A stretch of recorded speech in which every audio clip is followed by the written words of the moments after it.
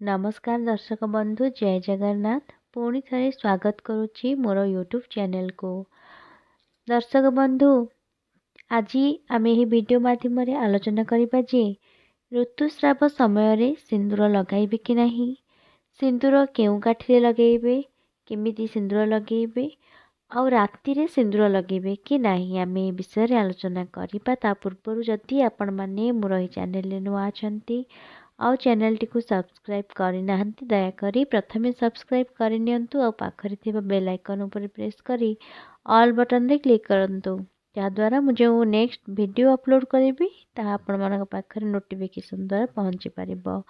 बंधुगण, जड़े सधपा नारी केबे हेले ता मथा को खाली रखिबा उचित नुहे। से केबे भी चाहेनी जे तार मथारे केबे सिंदूर न लगाऊ बोली। सबु बळे से चाहि थाए तार स्वामी केमिति सुदीर्घायु हो, सी बंची पर्यंत ता स्वामी केमिति बंची थाओ। शास्त्र अनुजाई जदि साधवा नारी केबे भी मथा खाली करिब नाही, तेबे एहा मध्य शास्त्र रे अछि जे ऋतुस्राव समय रे सिंदूर लगाइबा नहीं नारी, किंबा 3 दिन जाए कि 5 दिन जाए कहीं बारण कराई थांती। बंधुगण, जदि रजस्वला नारी सिंदूर लगाइबा मना, किंतु एहा मध्य कहा जाए जे सधवा नारी मथा खाली रखिबा उचित नुहे। यार उत्तर आम माने जानिबा, किंतु एतिक अनुरोध जे आपण माने भिडियोटी को प्रथमरु शेष जाए देखंतु। बंधुगण, मने रखंतु आपण आउ एक फरुआरे सिंदूर रखिपारे। ऋतुस्राव समय रे आपण जो सिंदूर सबु बळे लगाउछंती तार आउ गोटी फरुआ रखंतु। सही फरुआरे से ऋतुस्राव समय पूर्वरु सिंदूर काढ़ी रखी दी थांतु। सेई ऋतुस्राव समय रे सेई फरुआरु आपण माने सिंदूर लगाइबे, किंतु आपण जोड़ा प्रतिदिन जो सिंदूर लगाउछंती सेई सिंदूर को लगाइबे नाही। ताकू आपण माने कौनसी यदि लगुछंती, यदि से सिंदूर को जोटा आपण प्रतिदिन लगुछंती सेही सिंदूर को यदि ऋतुस्राव समय रे लगाउछंती, तेबे ताकू आपण माने कौनसी मंदिर को लगाई कि जाई परिबे नाही। किंतु आपण जदि अलगा एक फरुआरे सिंदूर रखी लगाइबे आ से सिंदूर को आपण केवल ऋतुस्राव समय लगाइबे, तेबे आपणकर किछि भी असुविधा हेबो नाही। आउ एही उपाय करबा द्वारा आपणकर मथा भी खाली रहिबो नाही। बंधुगण, आगरू अलग प्रकार नियम थिला जे रजस्वला नारी ता स्वामीर मुह को चाहिबनी, से सब बेले ता स्वामीठू सही समय रे अलग रहिबो। एहार कारण है जे शास्त्र मत अनुसार रजस्वला नारी को पुरुष माने स्पर्श करबा मध्य अनुचित। सिंदूर जदि लगांती स्त्री लोक माने काले तांको पुरुष मानकर आकर्षण हेबो, सेथिपई सिंदूर लगाइबा पे बारण रहुतला। आ से समय रे जेहेतु सहवास मना कर जाइछि, सेथिपई मध्य नारी माने सिंदूर लगाउ नथिले। एबे भी मध्य अधिकांश लोक ऋतुस्राव समय रे सहवास को बारण करंती एवं सिंदूर को मध्य बारण करंती। स्त्रीटी रजस्वला समय रे शारीरिक कष्ट नेबा उचित नुहे, विज्ञान मध्य ଏହା कुहे। किंतु जो सिंदूर लगाइबा कथा आपण माने अलगा एक फरुआरे मध्य सिंदूर रखी लगाई परिबे। जेहेतु जने साधवा नारी मथा खाली करबा उचित नुहे, आपण माने एही उपाय को करंतु। आउ एक फरुआरे सिंदूर रखंतु आउ सेटा को ऋतुस्राव समय रे लगांतु।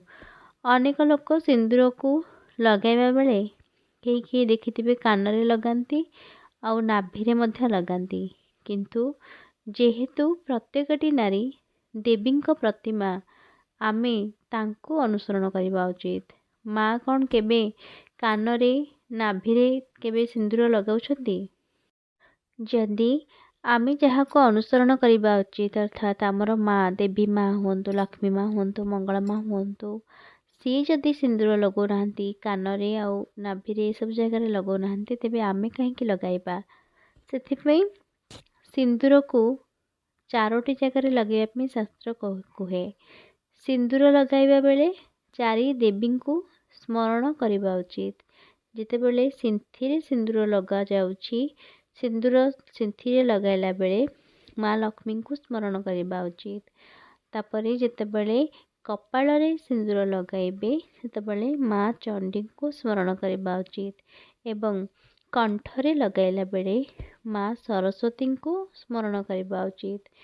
तेणु शास्त्र अनुसार आपण माने 4टी जगार सिंदूर लगाइबा उचित। प्रथमटी हेउची सेंथिरे सिंदूर, तापरे कपाଳରେ सिंदूर टोपा କରିବା उचित, तापरे कंठरे सिंदूर लगाइबा उचित, देन आपण माने शंखारे सिंदूर लगाइबा उचित। जेतेबेले माँ लक्ष्मी को स्मरण करी सिंथिरे सिंदूर लगा जाए सेतेबेले आपण माने स्मरण करंती जे माँ को मो स्वामी को केबे हेले धन हानि न हेउ, स्वामींकर केबे हेले धन हानि न हेउ, स्वामींकर केबे हेले अभाव न हेउ, से सबुबले खुशी रे रुहंतु, सबुबले तांको माँ लक्ष्मी कृपा करंतु। एही उद्देश्य रे माँ लक्ष्मी को स्मरण करा जाए।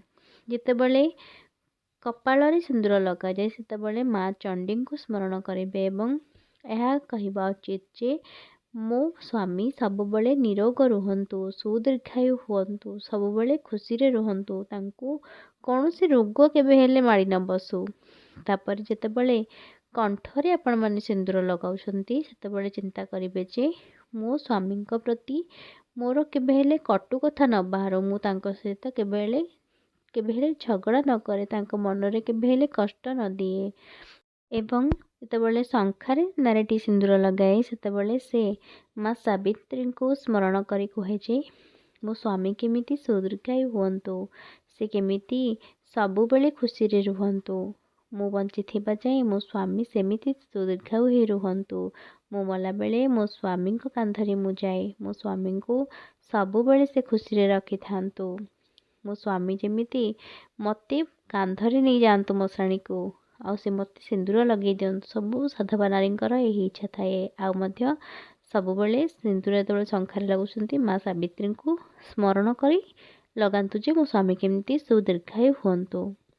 आउ जो माने सिंदूर को काठीरे डीएसएल काठीरे हो कि लुहा कंटारे सब जिनस लगाइबा उचित नुहे। सिंदूर को गोटे भल उपाय होची तुलसी काठीरे लगाइबा उचित। तुलसी काठी को आनी ताकू साइज करिकी जेतिकी लंबा आपण माने रखुचंती सेतिकी रखिकी आपण माने तुलसी काठीरे सिंदूर लगाई पारिबे, यह अत्यंत शुभ होइथाए। आउ एक जिनिस जहाँकि झिंक काठी सेथिरे भी झिंक काठी सिंदूर लगाइले मध्य स्वामींकर आयुष बढ़ी थाए। आउ एक जिनिस आपण माने करि पारिबे कुंभाटुआ पक्षी जो बसा करिथाए से बसार गोटे काठी आनिक आपण माने सिंदूर लगाउछन सेथिरे, सेटा भी अत्यंत शुभप्रद होइथाए। स्वामी सुदीर्घायु होइथाए, आपणकर विधवा जोग केबे भी न थाए।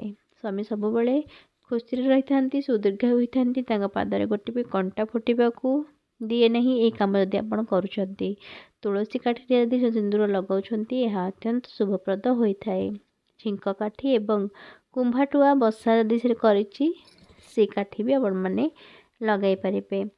आउ केही केही कहती जे राति रे यदि सिंदूर लगाउछंती तेबे स्वामी को आयुष उपरे आयुष कमी थाए ए सब कहती, किंतु राति रे भी सिंदूर लगा जाई पारिबो। काहेकि ना आगरु जेतेबेले माँ माने ठाकुरंक पूजा करने को जाती धुआ धुई होइके सेतेबेले मध्य से सिंदूर लगाइकी ठाकुरंक पाखु जाती प्रार्थना करती। आपण माने ए कामटी को मध्य राति रे सिंदूर लगाई पारिबे। काहेकि ना बाहागर जेतेबेले होउची केही एबे दिन बेला बाहागर करछन जो माने राति रे बाहा होउछंती से माने राति रे मध्य सिंदूर लगाउछंती, तेणु सिंदूर लगाइबा पई भी राति रे कोनोसी बारण न थाए, सिंदूर आपण माने लगाई पारिबे। आशा करी भिडियोटी आपण माननकु निश्चित रूपे भल लागिथिबो।